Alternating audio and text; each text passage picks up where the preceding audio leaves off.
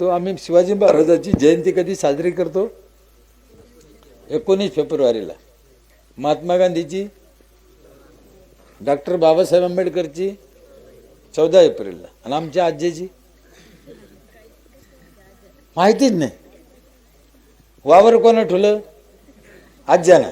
घर कोणं बांधलं? आज्यानं. लग्न कोणं केलं? आज्यानं. ध्यानात कोण राहिले?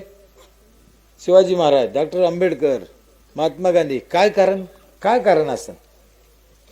ह्याचं एकच कारण आहे, हे लोक समाजासाठी जगले म्हणून समाजाच्या आठवणीत राहिले. आमच्या आज्यानं कधी घरपट्टी भरली नाही भाडव्यानं, कधी नळाला तोटी नाही लावली हरामखोरानं. बरं एवढ्यावरच चैन नाही राहिलं तर घराच्या पुढे दगड ठेवून याला.